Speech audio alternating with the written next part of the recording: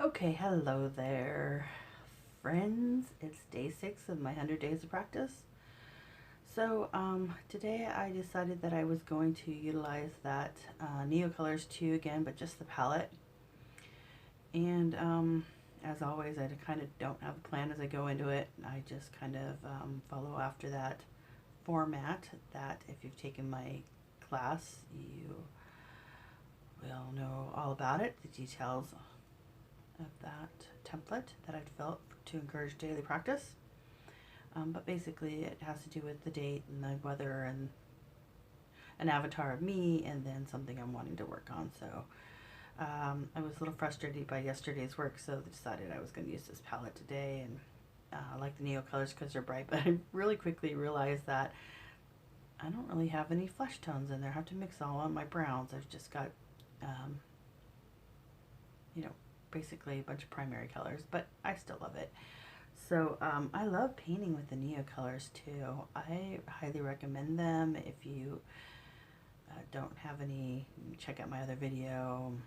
I've got affiliate links in it, and I'll try to put a video up here. Okay, so what am I doing down here below, right? Because it doesn't kind of make any sense at the moment. But I actually have a class on this technique too. I can't remember what it's called off the top of my head, but I'll insert a picture of it. If you have a Skillshare membership, you can go to Skillshare and take that class, or you can utilize my link in the description below to for 2 free weeks of Skillshare and take all my classes. That would be really great.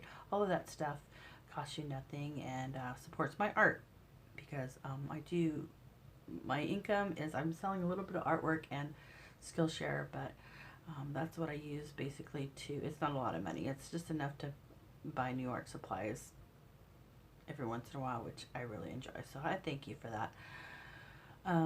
So I'll insert a picture of it here in the corner, you know, if I can. Okay, so that'll tell you kind of what's going on with the painting that I'm sort of following after on the bottom, which will end up being some flowers and some vases. So one thing that totally happened to me in this painting is that I totally overworked it. And you'll see that when I get into the hair. And the other thing is, I usually do my ink work with the Uniball Signo 207s in a bold tip and black ink. And the medium tip doesn't work, but the bold tip, I don't know why, it's got to be the same ink, right? Most of the time it's waterproof after it dries.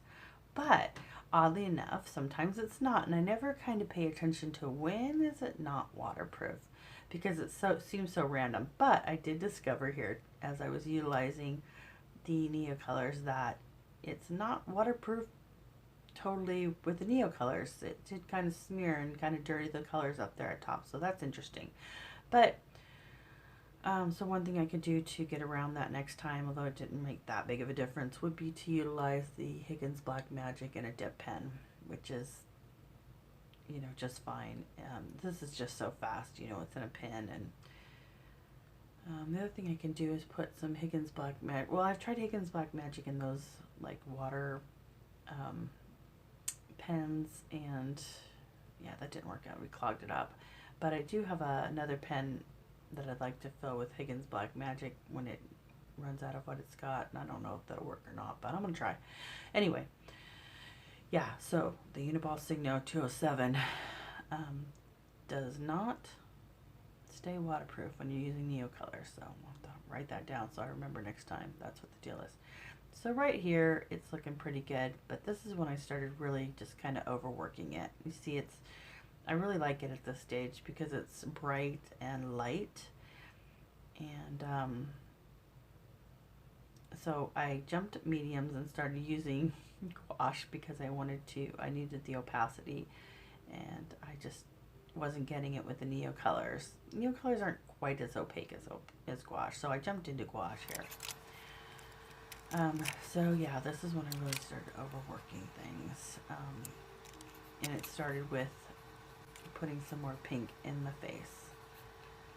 And then I decided that the hair needed some dark, more contrast. So I had this palette. I was already utilizing this Neo Colors palette. So I thought, you know what, I'm going to have to learn how to I'm going to have to learn how. I know how. I'm going to have to start mixing some browns if I'm not going to have browns in this palette, right? Which really, I don't need to do anything. I can break out another palette, but that's what I chose to do here, and that's when it started really getting kind of dark. It's really hard to lighten it up once you've gone dark with any sort of water medium, unless you're talking about gouache, which is opaque, which is why I enjoy gouache. But if you notice that I'm using gouache in a palette, I'm going to rethink that. I've been watching some other gouache artists on YouTube, and I'm just going to rethink what I've got going on there. So here I was showing you this fine tech. They're called fine line applicators, and they're really neat. So I've got a couple of them. One I've got filled with black ink, and one I've got filled with white ink, and they're cool. I like them. So that's what I decided to go ahead and outline this work with. And then I had the white one, and I decided to go through and highlight. And if you okay, so hey, thanks for watching my video, and as always, if you enjoyed this video, please like, subscribe, leave a positive review, blah blah blah blah. All those things you do on the internet cost you nothing, but mean a lot on the internet. Hey, thanks for watching. Please subscribe. See you tomorrow. Bye.